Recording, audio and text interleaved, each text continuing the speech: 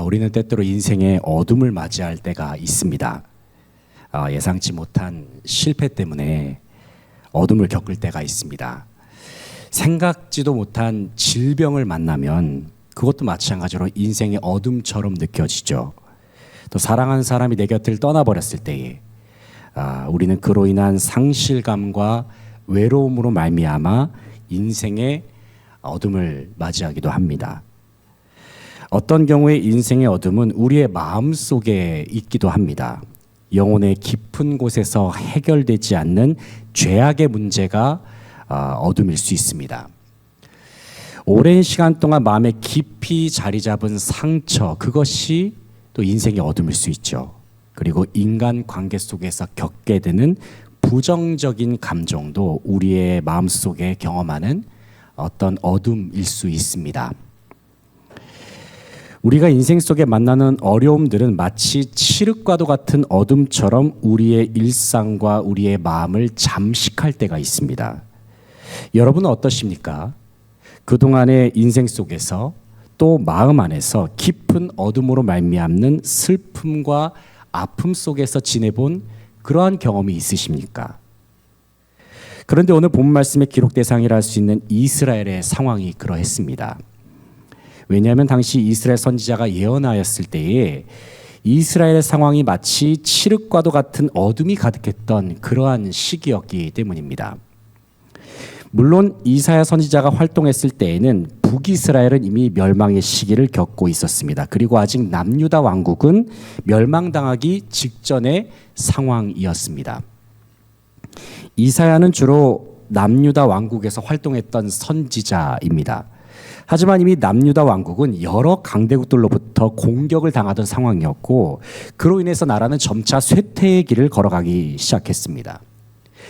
북이스라엘과 마찬가지로 남유다가 가지고 있었던 가장 큰 위기가 무엇이냐면 바로 그들의 진정한 빛이 되시는 하나님을 떠나버렸다는 사실입니다. 통치자들과 위정자들은 더 이상 하나님을 경외하지 않습니다. 도리어 그들이 앞장서서 하나님을 배반하고 있습니다. 이로 인하여 나라의 전체적인 분위기는 하나님을 배반하고 우상을 섬기는 분위기로 치닫고 말았습니다. 더 이상 하나님께서 기뻐하시는 사랑이 보이질 않습니다. 공의와 정의도 보이지 않습니다. 하지만 이러한 분위기 속에서 하나님께서는 여러 선지자들 보내셔서 북이스라엘과 남유다를 향하여서 끊임없이 간절하게 회개해라 돌아오라 하나님께서는 끊임없이 말씀하셨습니다. 그러나 남유다는 이미 짙은 어둠에 사로잡혀 있었던 그러한 상황이어서 갈 때까지 가버린 그러한 상황이었죠. 그들은 더 이상 하나님께서 선지자들을 통해서 말씀하시는 그 음성을 듣지 못하게 되었습니다. 왜냐하면 그들의 영적인 눈과 귀는 죄악으로 말미암아서 이미 그 감각을 상실해 버렸기 때문입니다. 결국 남유다는 북이스라엘과 마찬가지로 시간이 흐른 다음에 바벨론 제국에 의해서 비참한 멸망을 경험하게 되죠. 우리는 당시에 비참했던 상황을 예레미야 애가에서 전하는 선지자 예레미야의 목소리를 통해서 간접적으로 경험을 할 수가 있습니다. 예레미야 선지자는 당시에 멸망당했던 남유다 왕국의 모습을 보면서 슬프다 이렇게 말하면서 절절한 마음으로 탄식을 했습니다. 사랑하는 성도 여러분, 아마도 우리가 예레미야와 같이 나라가 멸망을 당하고 폐허가 되어버린 상황을 목격하게 된다면 그와 동일하게 슬픔과 비참한 감정을 동시에 느끼지 않을까 생각해 봅니다. 그러나 단순히 나라의 멸망까지는 아니더라도 우리의 삶 속에 찾아오는 크고 작은 어려움과 환난을 만날 때면 우리는 각자 다양한 아픔과 고통을 느끼면서 살아가곤 합니다. 최연수 시인이라는 분이 계시는데요. 이분이 지은 시 중에서 슬픔의 종류라는 글이 있습니다. 이 글을 읽어보게 되면 인생 속에서 경험하게 되는 다양한 종류의 슬픔의 모습들을 잘 묘사해 주었다는 생각이 들어서 여러분에게 잠시 소개해 드리고자 합니다. 슬픔의 종류라는 시입니다. 제가 한번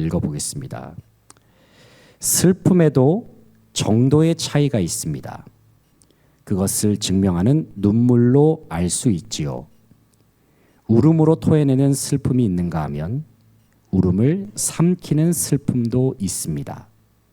때로는 숨죽인 울음이 소리를 내는 울음보다 슬픔의 정도가 더 커 보입니다. 느닷없는 비보에 울컥 울음이 쏟아질 때가 있습니다. 미처 손수건을 꺼낼 사이도 없이 손으로 울음을 틀어막아야 할 때도 있습니다. 손수건은 정갈한 예의, 어느 정도 슬픔이 진정된 다음에야 쓸 수 있습니다. 그러나 손이든 손수건이든 슬픔은 모두 가슴에서 마른다는 점은 같습니다. 이상가족 상봉의 장면을 보면서 기쁨과 슬픔을 공감하면서도 당사자들처럼 그 감정을 이루 다 헤아리지 못할 것 같았습니다. 끝까지 웃고 계시던 할머니를 뵈며 아픔과 반가움과 한이 모두 녹아든 깊숙한 슬픔을 느끼며 나도 과연 저런 내공이 있을까 싶었습니다. 라는 글입니다. 여러분은 이 글을 들으시면서 무엇을 느끼셨습니까? 저는 이 글을 읽었을 때에 이 세상의 모든 사람들은 저마다 인생의 어둠과 각자 나름대로의 아픔과 슬픔을 경험하면서 살고 있다는 그러한 생각을 해봤습니다. 모르긴 몰라도 이 세상의 많은 사람들은 저마다 말 못할 상처와 아픔 때문에 신음하면서 살고 있을 줄로 압니다. 아마도 이 자리에 함께한 우리들 가운데서도 그 누구에게도 쉽게 꺼내지 못할 아픔과 슬픔이 있는 분도 계실지 모르겠습니다. 그런데 오늘 본 말씀을 다시 읽어보게 되면 하나님께서는 어둠 가운데 있는 주님의 백성들을 결코 어둠 속에만 내버려 두는 분이 아님을 확인할 수가 있습니다. 이스라엘 백성들은 자기들의 죄악으로 인해서 스스로 칠흑 같은 어둠에 있기를 자초했죠. 그러나 하나님께서는 주님의 거룩한 백성 이스라엘이 언제까지나 어둠 가운데 있도록 그들을 포기하지 않으셨다는 사실입니다. 그들을 버려두지 않으셨습니다. 이 시간 본문 1절 2절 말씀을 다시 한번 읽어보도록 하겠습니다. 일어나라 빛을 발하라. 이는 내 빛이 이르렀고 여호와의 영광이 내 위에 임하였음이니라. 보라, 어둠이 땅을 덮을 것이며 캄캄함이 만민을 가리려니와 오직 여호와께서 내 위에 임하실 것이며 그의 영광이 내 위에 나타나리니. 아멘. 본문 1절 말씀 보게 되면 하나님께서 이사야 선지자를 통해서 일어나라 말씀합니다. 일어나라. 누구에게 말씀하고 계십니까? 바로 죄와 사망, 어둠의 권세로 인해서 절망에 빠져 있는 하나님의 백성, 바로 이스라엘에게 말씀하시는 것입니다. 죄의 자리에 쓰러져서 누워있는 이스라엘에게, 또 사망과 어둠의 구렁텅이에 빠져서 허우적대고 있는 이스라엘에게 주님은 말씀하십니다. 일어나라. 그리고 주님은 또 말씀하십니다. 이는 내 빛이 이르렀으니 곧 여호와의 영광이 내 위에 임하였음이니라. 하나님을 떠나 어둠의 길로 빠져버린 이스라엘이었습니다. 그러나 하나님이 다시 그들에게 찾아오셔서 빛으로 임하신다 말씀하십니다. 그런데 더 놀라운 것은 3절 말씀입니다. 함께 읽어보겠습니다. 3절 말씀. 나라들은 내 빛으로, 왕들은 비치는 내 광명으로 나아오리라. 아멘. 3절 말씀을 보게 되면 하나님께서 이스라엘에게 비추신 찬란한 영광의 빛으로 말미암아 온 세계와 열방들이 다 하나님께로 나올 것이다 말씀하고 있습니다. 사랑하는 성도 여러분, 왜 하나님께서는 어둠에 빠져있던 이스라엘에게 찬란한 영광의 빛을 비춰주신다 선포하고 있을까요? 그것은 다른 민족들까지도 그 영광빛을 알아볼 정도로 찬란하게 비춰주신다 이렇게 말씀하고 있어요. 성경에 기록된 이스라엘의 모습을 보면은 그들은 하나님의 마음만 아프게 하면서 살았습니다. 이스라엘의 모습을 한번 읽어보십시오. 얼마나 그들의 모습이 가관입니까? 하나님께서 하지 말라는 것만 밥 먹듯이 하면서 살고 있었던 민족이 이스라엘이었어요. 심지어는 그보다 더한 일까지도 서슴지 않죠. 그런 사람들이 이스라엘 민족이었습니다. 하지만 그럼에도 불구하고 왜 하나님은 여전히 이스라엘을 포기하지 않으시고 그들을 구원하고자 하셨을까요? 왜 하나님은 어둠 속에 있던 그들을 빛으로 인도하고자 하셨을까요? 왜냐하면 우리 하나님은 인자하신 하나님, 신실하신 하나님이시기 때문입니다. 다시 말해서 한 번 사랑하셨던 그 사랑을 결단코 포기하지도 않으시고 거두시지도 않으시는 분이 바로 우리 하나님이시기 때문입니다. 아무리 하나님으로부터 멀리 떠났다 하더라도, 아무리 하나님의 마음을 찢어지게 아프게 하고 하나님의 백성답게 살지 못하고 또 어둠과 더러운 모습 가운데로 점점 빠져들어간다 할지라도 그래도 하나님은 다시 한번 기회를 주시는 분이십니다. 다시 한번 죄악의 더러움을 깨끗하게 하시는 분이시고 다시 한번 충만한 사랑을 부어주시는 분이 바로 우리 아버지 하나님이십니다. 그렇다면 하나님께서는 우리에게 몇 번까지 우리에게 이러한 은혜와 사랑을 베풀어 주실까요? 또 몇 번까지 우리에게 기회를 주시고 몇 번까지 우리를 용납하여 주실까요? 우리가 마태복음 18장 21절 22절 말씀 보게 되면 베드로가 예수님께 이런 질문을 하죠. 내게 죄를 범한 형제를 몇 번까지 용서해야 합니까? 라는 질문입니다. 이때 주님의 대답이 무엇입니까? 마태복음 18장 21절 22절 말씀을 같이 한번 읽어보겠습니다. 그때에 베드로가 나와 이르되 주여 형제가 내게 죄를 범하면 몇 번이나 용서하여 주리이까? 7번까지 하오리이까? 예수께서 이르시되 내게 이르노니 7번뿐 아니라 7번을 70번까지라도 할지니라. 아멘. 베드로의 질문에 대해서 주님이 어떻게 대답하셨습니까? 7번뿐 아니라 7번을 몇 번까지요? 70번까지. 여기서 베드로가 7번이라고 말한 그 이유가 무엇일까요? 당시 유대인들은 율법과 랍비의 가르침에 따라서 범죄한 이웃은 2번에서 3번까지는 용서할 수 있다. 그 이상 용서하는 것은 금해라. 이것이 당시의 율법과 랍비의 가르침이었다고 합니다. 이것이 당시 사람들이 일반적으로 알고 있었던 하나의 상식이었어요. 그렇기 때문에 베드로가 주님 앞에서 이러한 율법적인 개념인 2-3번까지 용서를 넘어서서 그 능가하는 숫자로 7번까지의 용서를 제시했잖아요. 그만큼 자신의 관대함을 주님 앞에서 뽐내고자 하는 의도가 있었다고 볼 수가 있습니다. 그런데 주님은 그러한 베드로에게 말씀하십니다. 7번을 70번까지라도 용서하라. 무슨 말씀일까요? 용서는 한마디로 말해서 7이라고 하는 완전수를 넘어서서 무한하게 해야 한다는 말입니다. 계속해서 하라는 말이에요. 사실 많은 사람들은 나에게 죄를 지은 사람, 나를 힘들게 하는 사람, 나를 화나게 하는 사람, 나를 서운하게 한 사람이 있을 때 그 사람을 단 한 번이라도 용서하는 것이 정말 쉽지 않다는 것을 우리는 인생을 살아가면서 느낍니다. 어떤 면에서 용서라는 단어는 정말로 쉬운 단어가 아니죠. 그러나 주님은 모든 하나님의 자녀들, 주님의 백성들에게 말씀하세요. 용서는 끊임없이 무한대로 해야 한다. 그렇다면 왜 주의 자녀들은 그렇게 해야 할까요? 마태복음 18장에 나오는 만 달란트 빚진 자의 모든 빚을 탕감해 준 임금님의 무한한 자비와 용서가 바로 저와 여러분에게 임했기 때문입니다. 이 자리에 함께한 저와 여러분이 경험하고 있는 하나님의 용서는 어떨까요?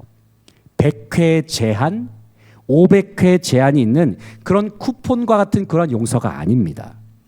다시 말해서 하나님의 용서는 유한한 용서가 아니에요. 영원한 용서, 무한한 용서라는 말입니다. 사랑하는 성도 여러분, 하나님께서는 저와 여러분을 이처럼 사랑하십니다.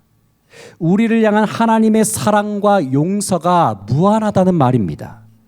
온 우주보다도 더 넓은 사랑이 바로 하나님의 사랑이에요. 그분의 사랑은 끊임없는 기회를 주시는 사랑입니다.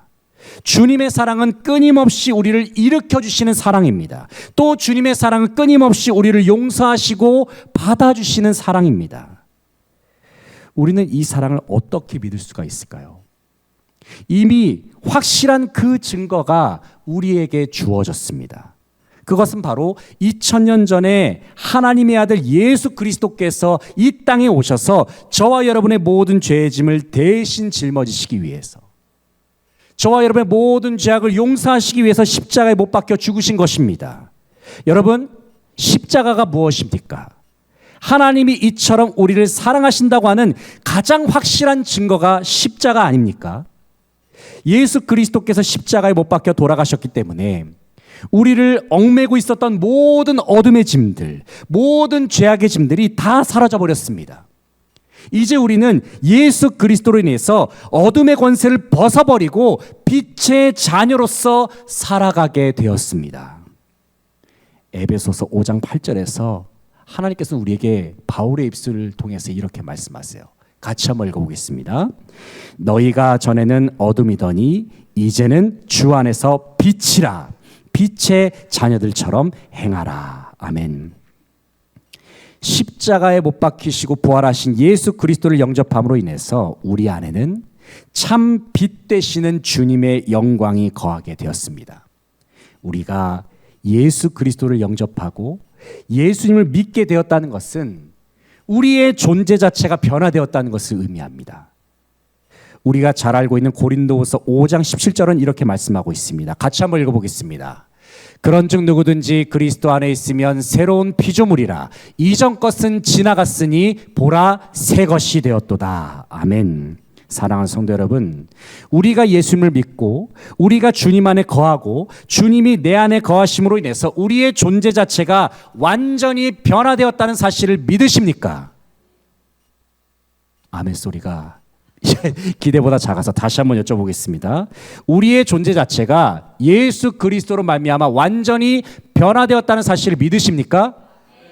믿어지지 않아도 믿으셔야 됩니다. 예수님이 그렇게 말씀하셨기 때문에. 이 자리에 함께한 우리 모두는 하나님의 무한하신 사랑을 공급받으면서 살아가는 존재임을 지금 이 순간에도 여전히 기억하고 계십니까? 그런데 우리가 하나님의 무한하신 사랑을 공급받게 되면 나 자신의 삶뿐만이 아니라 우리 주변의 삶도 함께 변화를 경험하게 된다는 사실을 오늘 본 말씀은 분명히 말씀해 주고 있습니다. 본문 3절 말씀 다시 한번 읽어보겠습니다. 3절 말씀. 나라들은 내 빛으로 왕들은 비치는 내 광명으로 나아오리라. 아멘. 어떤 변화가 일어납니까? 우리 안에 거하는 주님의 빛, 그 환하게 빛나는 빛을 보면서 온 열방들이 주님께로 나오게 될 것임을 성경은 말씀하고 있어요. 사랑하는 성도 여러분, 우리가 찬란한 하나님의 영광의 빛을 받으면 우리의 삶 속에서 기적이 일어난다 말씀하고 있어요. 놀라운 기적이 일어납니다. 나 자신의 삶뿐만이 아니라 우리가 속한 공동체 속에도, 우리가 사랑하는 성지교회 공동체 안에, 우리의 가정 안에, 우리의 모든 삶의 자리 안에 놀라운 하나님의 역사가 일어난다고 주님께서 말씀하고 있습니다. 여러분, 이 사실을 믿으십니까? 간절히 바라옵기는 하나님의 영광의 빛이 저와 여러분에게 충만하게 비추어서 간절히 바라옵기는 우리의 가정이 주님께로 나오기를 축복합니다.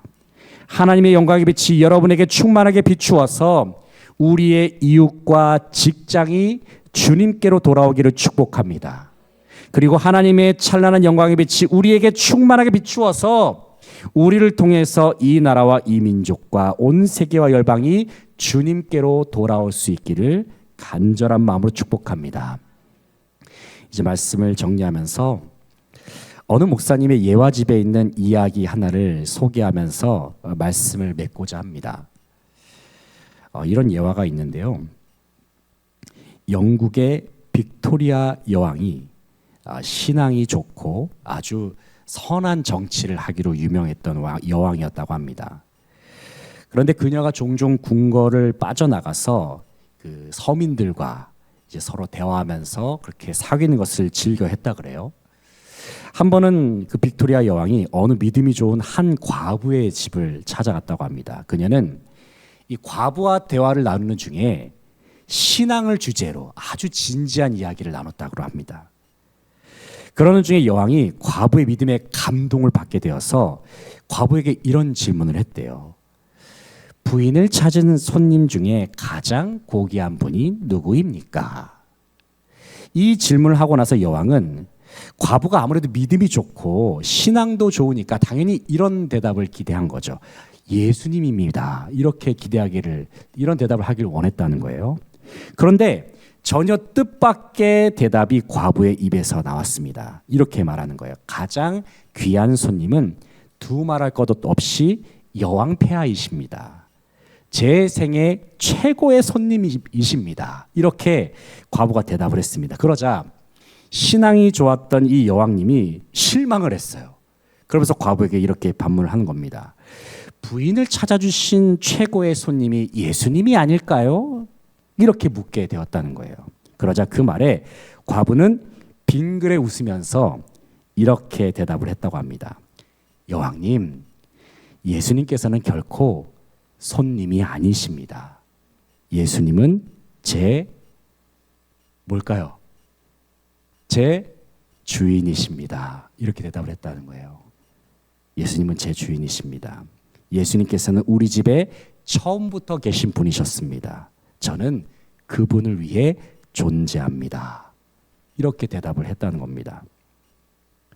사랑하는 성도 여러분, 저는 이 이야기 속에서 진정한 빛의 자녀로서의 모습을 발견하게 됩니다. 그것은 참 빛이신 예수 그리스도를 내 삶의 주인으로 모시는 그 사람이야말로 진정한 빛의 자녀로서 살아가는 자임을 다시 한번 확신하게 되는 것입니다. 우리가 예수 그리스도를 믿는다는 의미가 무엇일까요? 그저 우리의 구원이 보장받고 천국에 가는 길도 보장받고 하나님의 자녀라는 그러한 신분이 확실히 보장받는 것만이 예수를 믿는 것이라고 말할 수 있을까요? 물론 우리가 예수를 믿으면 당연히 구원을 받죠. 천국도 갑니다. 하나님의 자녀라는 신분도 보장을 받습니다. 하지만 예수를 믿는다는 것은 단지 그것만을 의미하는 것은 아닙니다. 그렇다면 우리가 예수 그리스도를 믿는다는 진정한 의미가 무엇입니까? 그것은 예수님을 나의 주님, 즉 나의 삶의 주인으로 모신다는 의미가 가장 중요한 의미 중에 하나라고 할 수 있습니다. 주님이 나의 주인이라는 것의 의미는 내 생각, 내 마음, 내가 가진 모든 것, 그리고 내 삶의 단 1%도 남김없이 모든 삶의 영역이 다 주님의 통치와 다스림 속에 있다는 사실을 인정하는 것입니다. 사랑하는 성도 여러분, 예수님이 진정 저와 여러분의 주인이 되십니까? 다시 한번 여쭤봅니다. 예수님이 진정 저와 여러분의 주인이 되십니까? 내 인생의 모든 주도권을 주님께 넘겨드리셨습니까? 그런데 놀라운 것은 우리가 진정 예수님이 나의 주인임을 온전히 인정하면서 주인 되시는 예수님의 뜻에 살아가게 될 때에 우리의 삶은 어둠을 벗어버리고 찬란한 영광의 빛으로 변화된다는 사실입니다. 그러므로 사랑하는 성도 여러분, 우리의 삶 속에 영광의 빛으로 찾아오신 주님을 저와 여러분의 삶 속에 온전한 주인으로 모실 수 있기를 다시 한번 소망합니다. 바로 그러한 삶을 통해서 하나님은 찬란한 영광의 빛을 비춰주셔서 저와 여러분의 삶을 통해서 놀라운 역사를 행하실 줄로 믿습니다.